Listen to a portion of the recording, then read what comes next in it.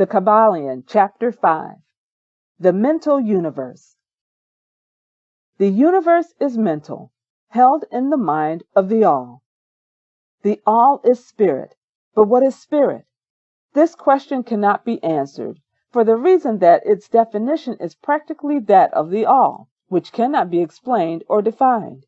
Spirit is simply a name that men give to the highest conception of infinite living mind. It means the real essence. It means living mind, as much superior to life and mind as we know them, as the latter are superior to mechanical energy and matter. Spirit transcends our understanding, and we use the term merely that we may think or speak of the All. For the purposes of thought and understanding, we are justified in thinking of spirit as infinite living mind, at the same time acknowledging that we cannot fully understand it. We must either do this or stop thinking of the matter at all. Let us now proceed to a consideration of the nature of the universe as a whole and in its parts. What is the universe? We have seen that there can be nothing outside of the All. Then is the universe the All?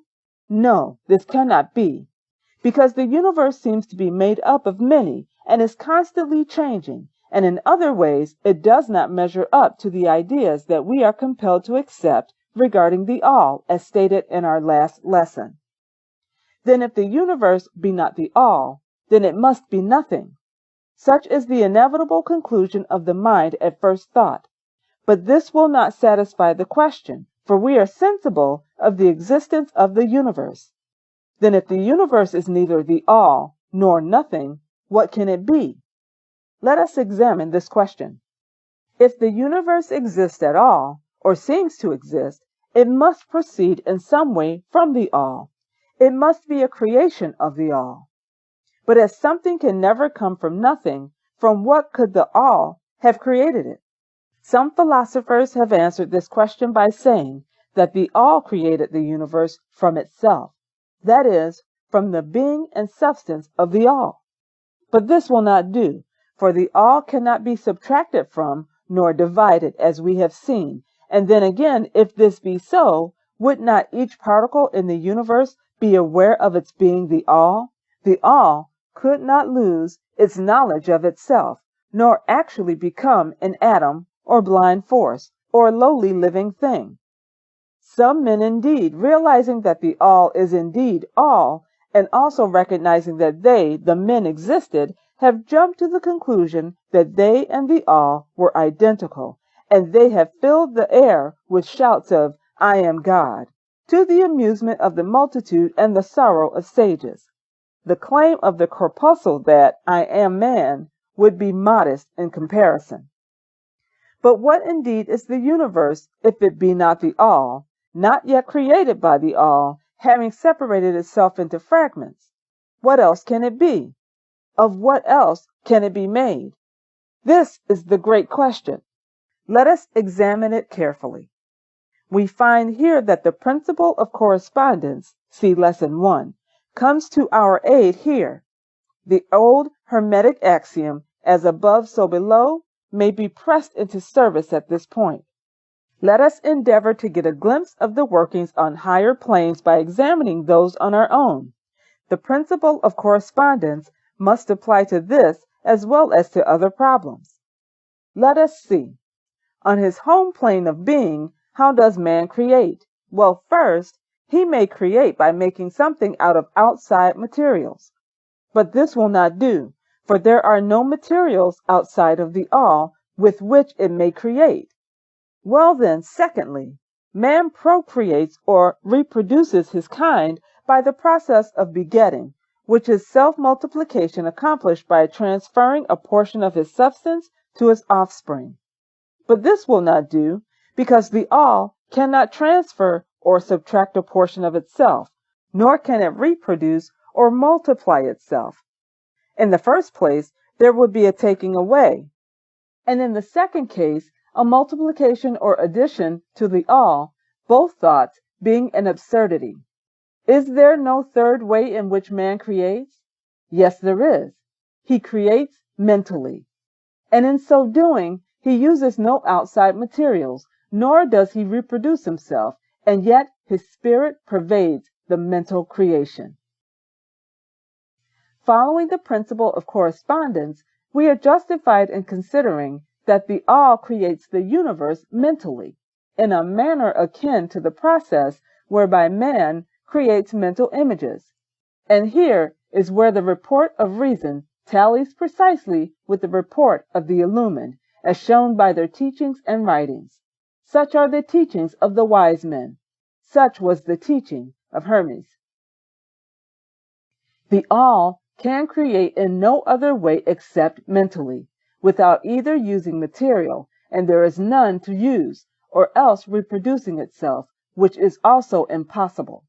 There is no escape from this conclusion of the reason, which, as we have said, agrees with the highest teachings of the illumined. Just as you, student, may create a universe of your own in your mentality, so does the all create universes in its own mentality.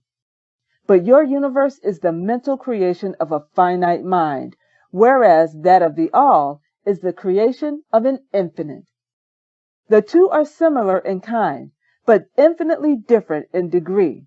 We shall examine more closely into the process of creation and manifestation as we proceed, but this is the point to fix in your minds at this stage. The universe and all it contains is a mental creation of the all. Verily indeed, all is mind. The all creates in its infinite mind countless universes, which exist for eons of time, and yet to the all, the creation, development, decline, and death of a million universes is as the time of the twinkling of an eye. The infinite mind of the all is the womb of universes. The principle of gender, see Lesson 1 and other lessons to follow, is manifested on all planes of life, material, mental, and spiritual. But, as we have said before, gender does not mean sex. Sex is merely a material manifestation of gender. Gender means relating to generation or creation, and whenever anything is generated or created on any plane, the principle of gender must be manifested. And this is true even in the creation of universes. Now do not jump to the conclusion that we are teaching that there is a male and a female God or creator. That idea is merely a distortion of the ancient teachings on the subject. The true teaching is that the all in itself is above gender, as it is above every other law, including those of time and space. It is the law from which the laws proceed, and it is not subject to them. But when the all manifests on the plane of generation or creation, then it acts according to law and principle, for it is moving on a lower plane of being. And consequently, it manifests the principle of gender in its masculine and feminine aspects on the mental plane, of course. This idea may seem startling to some of you who hear it for the first time, but you have all really passively accepted it in your everyday conceptions. You must speak of the fatherhood of God and the motherhood of nature, of God, the divine Father, and nature, the universal mother, and have thus instinctively acknowledged the principle of gender in the universe. Is this not so? But the Hermetic teaching does not imply a real duality. The all is one. The two aspects are merely aspects of manifestation. The teaching is that the masculine principle manifested by the all stands in a way apart from the actual mental creation of the universe. It projects its will toward the feminine principle, which may be called nature, whereupon the latter begins the actual work of the evolution of the universe, from simple centers of activity onto man, and then on and on still higher, all according to well-established and firmly enforced laws of nature. If you prefer the old figures of thought, you may think of the masculine principle as God, the Father, and of the feminine principle as nature, the universal mother, from whose womb all things have been born. This is more than a mere poetic figure of speech. It is an idea of the actual process of the creation of the universe. But always remember that the all is but one, and that In its infinite mind, the universe is generated, created, and exists. It may help you to get the proper idea if you will apply the law of correspondence to yourself and your own mind. You know that part of you which you call I, in a sense, stands apart and witnesses the creation of mental images in your mind. The part of your mind in which the mental generation is accomplished may be called the me, in distinction from the I, which stands apart and witnesses and examines the thoughts, ideas, and images of the me. As above, so below, remember, and the phenomena of one plane may be employed to solve the riddles of higher or lower planes. Is it any wonder that you, the child, feel that instinctive reverence for the all, which feeling we call religion, that respect and reverence for the Father Mind? Is it any wonder that when you consider the works and wonders of nature, you are overcome with a mighty feeling which has its roots way down in your inmost being? It is the mother mind that you are pressing close up to, like a babe to the breast. Do not make the mistake of supposing that the little world you see around you, the earth, which is a mere grain of dust in the universe, is the universe itself. There are millions upon millions of such worlds and greater, and there are millions of such universes in existence within the infinite mind of the all.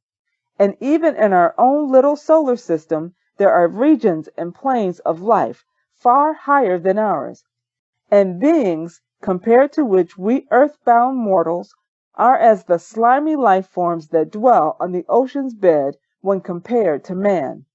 There are beings with powers and attributes higher than man has ever dreamed of the gods possessing, and yet these beings were once as you, and still lower, and you will be even as they, and still higher in time, for such is the destiny of man as reported by the illumined.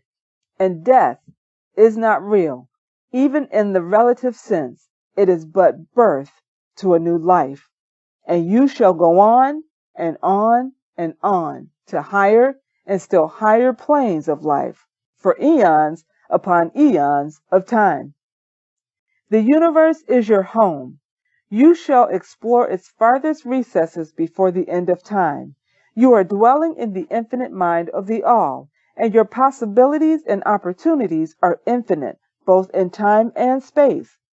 And at the end of the grand cycle of eons, when the all shall draw back into itself all of its creations, you will go gladly, for you will then be able to know the whole truth of being at one with the all. Such is the report of the illumined, those who have advanced well along the path.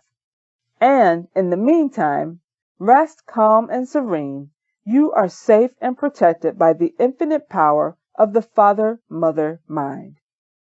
Within the Father-Mother Mind, mortal children are at home. There is no one who is fatherless nor motherless in the universe.